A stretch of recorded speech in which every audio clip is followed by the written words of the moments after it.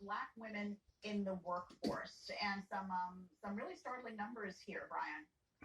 Yeah, absolutely, Alexis. This report comes from Goldman Sachs. They released it on Tuesday, and it highlighted the earnings gap between Black women and white males in the workplace across the country. And the statistics are that Black women are 10% less likely to be employed and paid 35% less than white men, as the chart ahead of you shows, which shows really just the large gap that there is between Black women in the workforce and the broader workforce at large. Now, the reasons for this could be because of the structural issues that Black women face when it comes to accessing education, specifically the bridge between high school and also college, in addition to access to capital for Black women that are hoping to be entrepreneurs, and also the infrastructure for healthcare. There's data that shows that they are more disadvantaged in just being able to get access to high quality healthcare compared to the larger population at large. Now, what's really interesting about this Goldman report is they have a number of policy recommendations, things like from the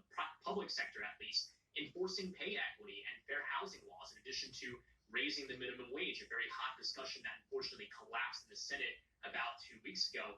There's also things like maybe increasing affordable housing, and that's something where they said the private sector can play a role. Goldman Sachs is advocating for its other banks in its industry to also try to improve the amount of investment that they have into Black female-led businesses, for example. So to that tune, Goldman Sachs actually released alongside this report and a commitment to invest about $10 billion over the next 10 years to invest in Black women. Of course, this comes from a banking industry that has had historical issue with representation even within the business. Consider, for example, that at the 4 largest banks in the country, there are only 3 women on those boards of directors that are Black women. So a very interesting conversation happening right now during a time where obviously this pandemic has also disproportionately impacted that group of people as well.